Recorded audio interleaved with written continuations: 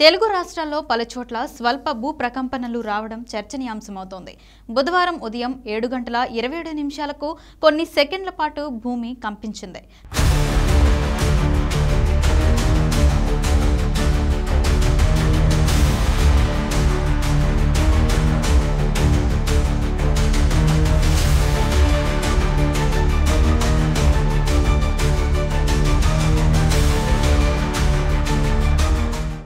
దీంతో ఒక్కసారిగా భయాందోళనకు గురైన ప్రజలు ఇల్లు, అపార్ట్మెంట్ల నుంచి పరుగులు తీశారు.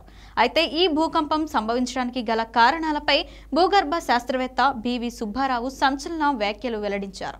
ఈ భూకంపానికి కాళేశ్వరం ప్రాజెక్టు నిర్మాణం కూడా ఓ కారణమేనన్నారు. భూకంపాలకు అనేక కారణాలుంటాయి.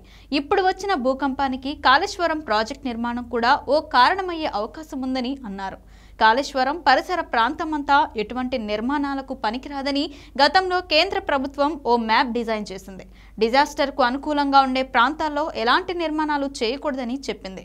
ప్రాజెక్టులో వాటర్ స్టోర్ చేయడంతో ఆ ఒత్తిడి వల్ల కూడా ఈ భూకంపం రావచ్చన్నారు. కాళేశ్వరం నిర్మాణానికి సంబంధించిన జియో టెక్నికల్ రిపోర్ట్ కూడా లేదని బివి సుబ్బారావు వివరించారు. ఇదిలా ఉండగా తెలంగాణలోని ములుగు జిల్లా మేడారంలో భూకంప కేంద్రాన్ని గుర్తించారు. దీని తీవ్రత రిక్టర్ స్కేల్పై 5.0గా నమోదైనట్లు హైదరాబాద్లోని సిఎస్ఐఆర్ ఎన్జీఆర్ఐ శాస్త్రవేత్తలు తెలిపారు. భూకంప కేంద్రం నుంచి 225 కిలోమీటర్ల పరిధి వరకు భూమి కంపించింది. తెలంగాణలో హైదరాబాద్లోని పలు ప్రాంతాలు, ఉమ్మడి ఖమ్మం, వరంగల్, రంగారెడ్డి, కరీంనగర్, జనగామ జిల్లాల పరిధిలో ప్రకంపనలు వచ్చాయి. హైదరాబాద్లోని వనస్థలీపురం, హయత్ నగర్, అబ్దుల్లాపూర్ మెట్ పరిసర ప్రాంతాల్లో భూమి కంపించింది. ఇక ఆంధ్రప్రదేశ్లోని విజయవాడ, విశాఖపట్నం, జగ్గయ్యపేట, నందిగామ తదితర ప్రాంతాల్లో భూమి కంపించింది.